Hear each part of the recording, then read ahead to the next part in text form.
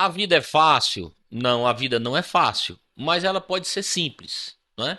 Então, foi a partir desse tema que eu tive a ideia desse bate-papo. Eu sou professor de tecnologia há 22 anos e a gente tem percebido ali um certo receio das pessoas de aprender coisa nova, de se é, é, é, mergulhar nas informações, nas tecnologias.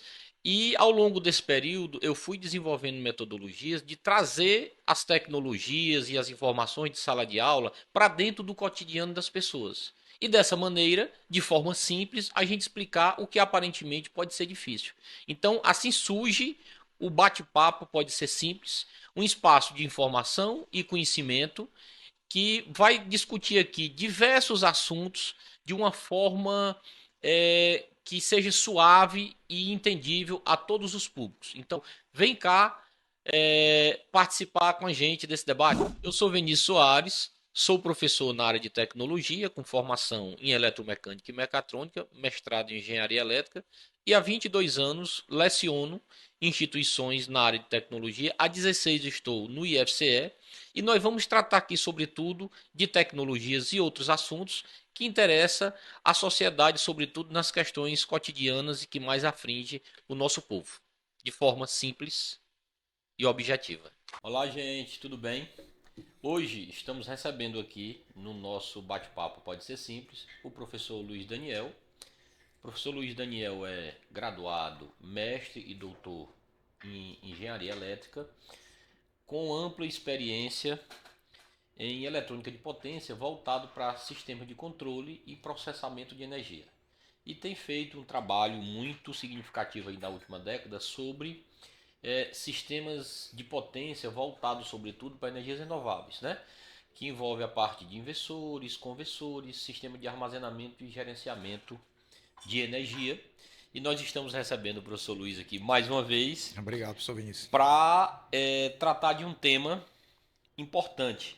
Mas vamos iniciar com a curiosidade, que também tem relação direta com esse tema. O carro elétrico, professor, ele é uma invenção nova? Na, ali, Ele é de agora, tá todo mundo falando de carro elétrico. no início do século XX, né, um terço dos veículos que circulavam nos Estados Unidos eram elétricos. Era, você tinha muito mais conforto no veículo elétrico no início do século do que no a gasolina. A gasolina tinha um monte de problema, né? Só que o que, que aconteceu, né? Foi melhorando a tecnologia do sistema a combustão, dos veículos movidos à questão térmica. Você tinha mais autonomia no veículo a combustão. E aí meio que levou a essa queda nos veículos elétricos que começaram a circular ali na década de 1900, né? Só que hoje a gente vê O o retorno, né? retorno, né? Todo mundo fala, vai morrer de novo, não vai morrer de novo. A minha opinião é que tem uma frase em economia, né, que diz o seguinte: o mercado aceita tudo, compra tudo, né? E com o avanço da tecnologia, tanto do lado dos motores, dos sistemas de armazenamento, a gente vai ver esses sistemas aí convivendo durante muito tempo, certo? E o que, que eu penso, tá? A gente vai ver muito essa questão dos híbridos. Os híbridos eu penso que é uma combinação muito boa para o que a gente precisa. Porque No a gente tem momento que, de transição, né, professor? no momento dessa Do transição, de combustão para o de elétrico puro, né? isso, Sobretudo essa questão da autonomia. isso. Bom, gente, complementando a fala do professor Luiz, em 1900, os Estados Unidos tinham muito mais carros elétricos do que a combustão. Então, não é coisa de agora, mas nós sabemos, né, professor, que a tecnologia ela é mercadológica sobretudo. A Uhum. ciência está ali desenvolvendo e estudando, mas ela só ganha escala e vira vedete do momento nas vitrines do mundo todo se a economia achar que é viável, É né? isso. Então a gente pode dizer hoje que o carro elétrico nasceu e morreu várias vezes. Nós tivemos inclusive um carro elétrico lançado por uma fábrica brasileira, a única, né, que era da Gugel, É isso. no programa do Silvio Santos. Não recordo mais aqui a data, mas Na década de 70. A data também foi 60, 60, 70 70. por ali, né? Isso. Um carro elétrico da Gugel. Então o carro elétrico não é de agora. E aí, para a gente fechar esse tema, e o carro elétrico entrou aqui como curiosidade, porque nós vamos tratar de armazenamento e o carro elétrico é um dos modais, né, professor, que tem sido pensado como alternativa de armazenamento. Por isso que a gente inicia por ele, né? A gente inicia por ele aí nesse nosso debate, tá? Então, tem alguns entusiastas do carro a combustão que dizem que o carro elétrico não vinga, porque o carro elétrico tem os mesmos desafios de 100 anos atrás, né? 125 anos atrás. Em tese eu até concordo, mas a gente precisa ter cuidado, né, professor, para não fazer fala apaixonada, É, porque os desafios em tese são os mesmos, mas não tem a mesma intensidade de 1900, né? E o que a gente tem de tecnologia para vencer esses desafios também não são as mesmas de 100 anos atrás, né? isso. Então a gente tem aí uma expansão vertiginosa do carro elétrico e, na minha opinião pessoal, não sei qual é do senhor, eu acho que não tem mais volta, né?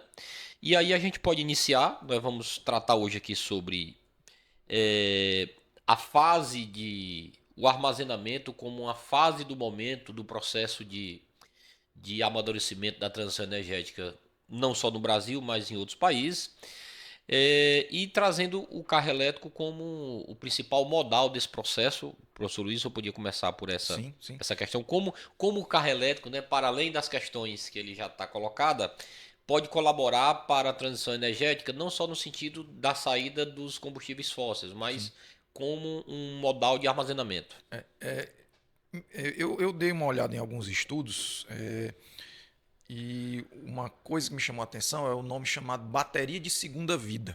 Baterias de segunda vida, certo? Quem puder olhar na internet e procurar isso aí vai entender o que eu vou falar agora. A bateria de um carro elétrico hoje ela é bem complexa de ser construída, né? Ela é uma estrutura bastante volumosa, né? Ocupa praticamente todo o assoalho do carro. E à medida que você cicla a bateria, que é o uso, o dia a dia, você carrega, descarrega, carrega, descarrega, ela vai aos poucos perdendo as características vantajosas para ela ser usada no carro elétrico. Mas ela ainda consegue armazenar energia depois de um certo número de ciclos. Alguns fabricantes falam 5.000 ciclos, 6.000 ciclos, 8.000. E essas características que deixam de ser para o carro elétrico, elas passam a servir para outras Útil para outras aplicações. aplicações. Isso, que é o tal da bateria de segunda vida, né? Então, Luiz, a gente pode dizer que as baterias para carros elétricos, além de outras especificidades, né, além de outras características próprias delas, Uhum. ela tem uma necessidade bem específica do ponto de vista de performance de carregamento e descarregamento, né? Isso, isso. Diferente, por exemplo, das baterias mais comuns, que a gente não tem tanta exigência dessa questão, porque a dinâmica dos aparelhos são outras, né? Isso. Um celular, por exemplo, você usa a bateria dele até, mas Exato. o carro ele tem uma performance ali que a partir daquele momento ela não é mais adequada para o uso do carro, que não quer dizer que ela não possa ser usada para outras cargas de outras inércias, né? Isso, exatamente, para outras aplicações. Por exemplo, você quer ultrapassar um veículo, você está numa estrada, você senta o pé, né? Então você precisa que a bateria entregue aquela potência E que não para tem um que não tenha, afundamento. exato, não tenha queda de tensão, que leve ao desarme do sistema, né? Isso já do ponto de vista da aplicação do veículo. Então, pode ser que aquela bateria, depois de um determinado número de ciclos, ela já não venha atender, por exemplo, para um processo de ultrapassagem, Ok. né? Mas essa bateria, ela pode ser readaptada para servir como armazenador de energia para uma aplicação, por exemplo, residencial, onde ela pode ser digamos, um grande no-break, né? Um grande Entendi. sistema que pode suprir a residência por algumas horas, digamos, numa situação de falta da rede elétrica, né? Então isso a gente chama de bateria de segunda vida. Você dá segunda vida a uma outra vida para aquela bateria, tá? E tem também a questão da tecnologia intercambiável, ou seja, da intercambiabilidade dessas células, tá? Tem algumas empresas que elas optam por deixar a bateria toda lacrada. Por exemplo, a BYD, a Tesla, elas deixam o bloco de baterias todo blindado, vedado, por questões mesmo até de que o carro elétrico ele tem que suportar é,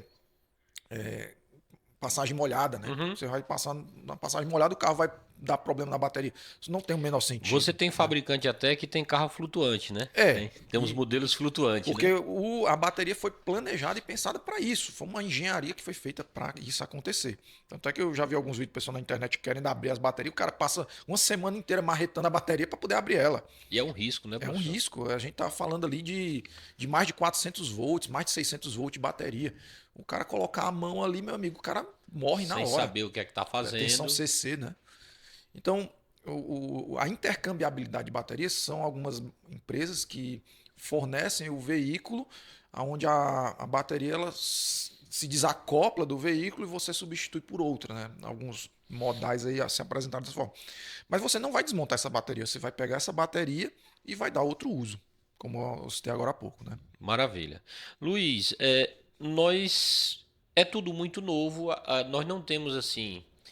é, Nós temos alguns países que a gente pode dizer que estão mais maduros nesse processo de transição, mas a transição energética, em tese, não tem data para acabar, né? Uhum. Até porque a gente está mexendo uma etapa e aí uma hora vai aparecer outra, porque eu tava num. Só Uhum. complementando, eu tava na inauguração da especialização lá da UFC e tinha um rapaz de uma empresa internacional que trabalha com energia, e ele disse: Olha, às vezes dá a impressão de que não está sendo feito nada para resolver as questões ambientais ou fazer a transição energética. Mas é porque enquanto a gente resolve um problema, aparece outro. Uhum. Enquanto a gente está trabalhando numa demanda, vai aparecendo outras demandas, né? Então, às vezes, traz uma impressão, para quem não acompanha muito de perto, que a gente está enxugando gelo. Mas na prática é mais ou menos isso, porque os problemas, os desafios do mundo só tendem a aumentar, né, professor? A resolução desses problemas também, elas têm sua dinâmica própria, né? Então, dito isso, aí, se a gente pega nós temos alguns gigantes de desenvolvimento de tecnologia, de fornecimento de equipamento na área das renováveis, etc. Mas do ponto de vista de cultura, de implementação mesmo no país de transição energética, o que a gente tem como modelo maior é a Austrália, não Uhum. é? Embora seja um país pequeno, mas é quem mais amadureceu nesse processo, do ponto de vista das fases que ela já passou, né? Ela viveu o momento da, das pessoas adquirirem sistemas, a bateria, depois conectada à rede, aí passou para um sistema de armazenamento, né? Que é o que, em tese, a gente está vivendo agora, essa necessidade, e ela já está vivendo um outro momento que é o de desconexão da rede. Isso cria um ponto de inflexão, porque ele muda o tradicionalismo, né? O modelo clássico atual de distribuição, que é centralizado ali na mão do Estado e passa a ser transferido, em sua maioria, por exemplo, para a mão das pessoas, Isso, das isso. instituições, das indústrias, das empresas, etc. Né? Então, nessa perspectiva, qual é a fase, né, pegando esse exemplo que é o mais avançado, mesmo que a Austrália surfe nas commodities aí, é o segundo maior exportador de carvão do mundo, mas ela está vendendo carvão para outras pessoas, ela Uhum. está tratando do dever de casa, né? Qual é essa fase que o Brasil se encontra, né? Se a gente pegar assim como esse exemplo, escalonando as etapas, qual é o momento que a gente tem aqui como discussão e que não é só nosso, né? É Sim, uma sim. necessidade de outros Nos países. últimos anos, o Brasil ele começa a migrar para que a concessão do fornecimento de energia ele não fique na mão de uma única empresa. Está se migrando para um modal similar o que aconteceu com a internet. Hoje você tem várias empresas disputando o consumidor, né, para fornecer internet. A ideia é que no futuro você passe a ter mais de uma concessionária, principalmente aqui no estado do Uhum. Ceará, né, para lhe vender energia e vai lhe oferecer uma energia melhor. uma qualidade melhor, um preço melhor. E essa é a ideia, é a tendência, ou seja, descentralizar. Nos moldes do Mercado Livre hoje, Nos por exemplo. moldes do Mercado Livre, exatamente. Hoje os grandes consumidores eles vão lá no Mercado Livre e compram a energia de quem está oferecendo num preço que é mais adequado para aquela indústria, para aquela empresa. Né? Então isso vai chegar ao consumidor da baixa tensão. Né? Leva tempo, óbvio. Isso não é coisa da noite para o dia. Tá? Mas é o que vai acontecer. E se espera que no futuro mais não tão distante as pessoas possam optar por eu posso produzir minha própria energia, tenho o meu sistema fotovoltaico e vou querer me isolar da rede. Né? Isso é o que a gente chama de sistema isolado. Né? Mas isso tudo perpassa por questões econômicas, se é viável, se não é viável, se você vai ter acesso à tecnologia que vai durar 10, 20, 30 anos. Né? Então, tudo isso aí perpassa por esses aspectos. Mas assim, nós tivemos uma alteração recente na legislação, a Uhum. 14.300, que trouxe algumas obrigações, algumas questões que mudam um pouco o comportamento do mercado, do setor de energia do Brasil, né? Isso. E essa mudança na legislação trouxe à tona algumas discussões que tinham sido deixadas de lado. Por exemplo, a viabilidade de uso do armazenamento, né? Você tinha falado aqui no episódio anterior sobre um edital que É a isso. A Anael vai lançar agora no segundo semestre o de armazenamento de energia, um- certo? um- uma ação de armazenamento de Isso, energia a nível de governo federal, né? isso. Mais amplo. Mas, por exemplo, a 14.300 ela trouxe uma obrigatoriedade, por exemplo, da taxa do fio B, né? Da TUSD, Uhum. do fio B. E aí isso trouxe o mercado a pensar, resgatar algumas ideias que estavam ali mais ou menos deixadas de lado, como por exemplo o grid zero, a viabilidade de se desconectar da rede agora. Então reacendeu a chama, né, dessa necessidade de armazenamento, não só a nível coletivo, global, do ponto de vista de ação do Estado, mas individualmente Uhum. dos consumidores ou de alguns empreendimentos, né? Essa é a realidade de hoje, né? Como é que a gente tem, como é que se vê essa questão do armazenamento Brasil hoje? Pronto. Hoje.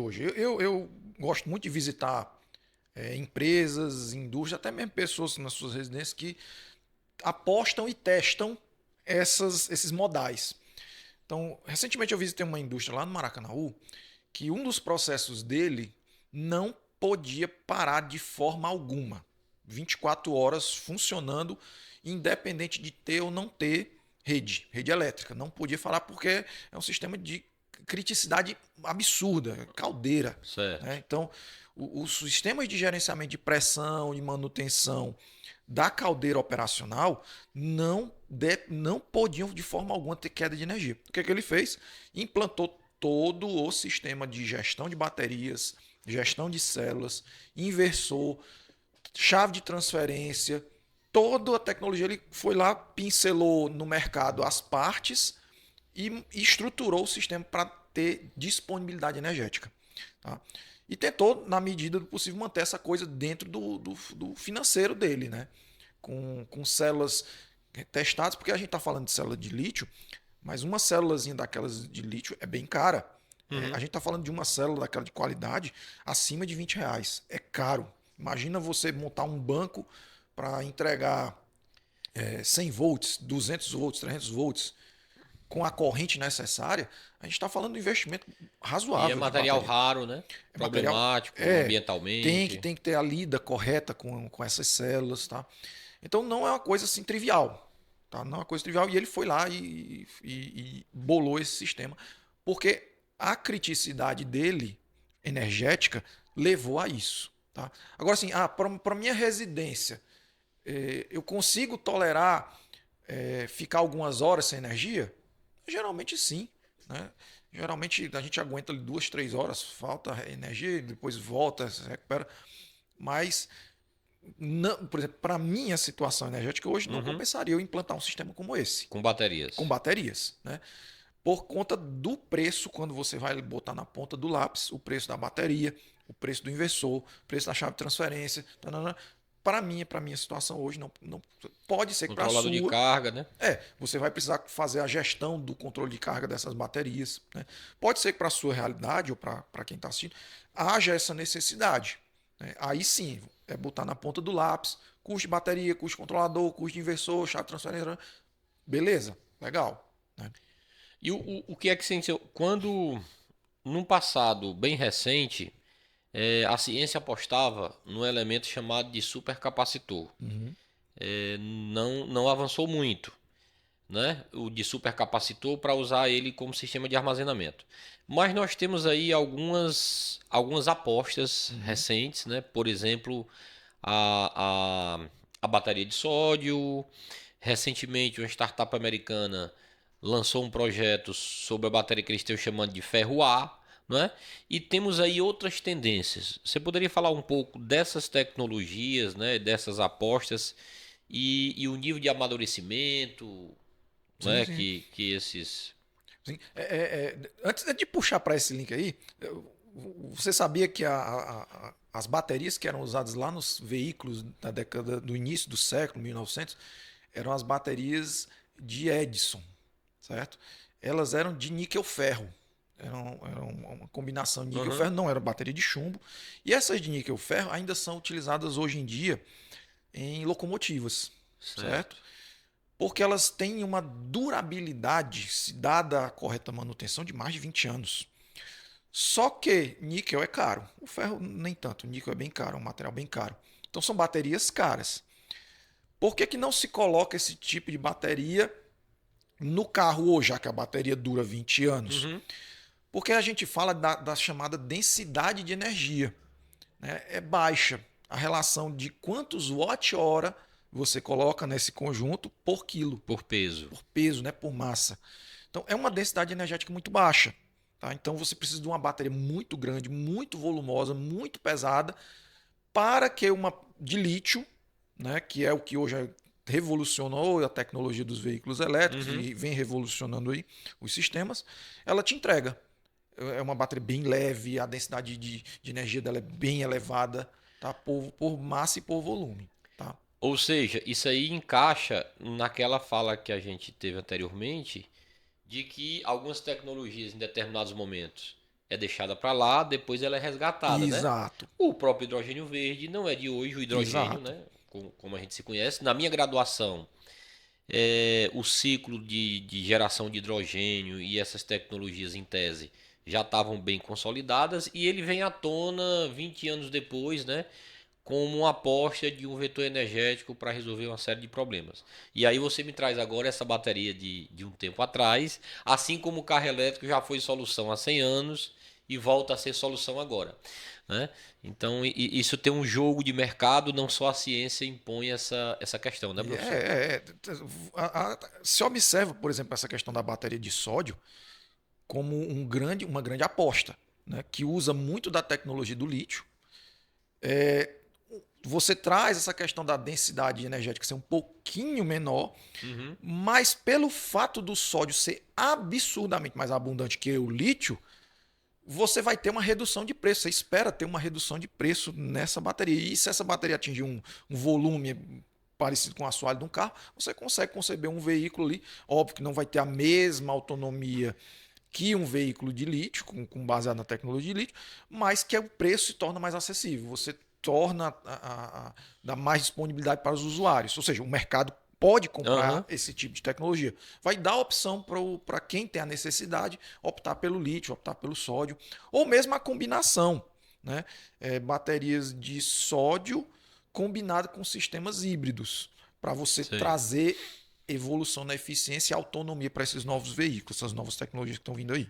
Né? Com influência também, professor, no, no ciclo desse produto do ponto de vista da sustentabilidade das questões ambientais, né? Porque se Sim. processar sódio é bem diferente de processar lítio, né? Não, muito Então diferente, muito você tem diferente. influência no pré, na atuação e no pós, né? Isso. Já englobando aí um pouco daquele debate sobre a janela de sustentabilidade, porque às vezes o pessoal fala de sustentabilidade, mas uma sustentabilidade plena ela é muito difícil, Uhum. né? Os carros elétricos, por exemplo, na janela de utilização, a sustentabilidade dele é lá em cima.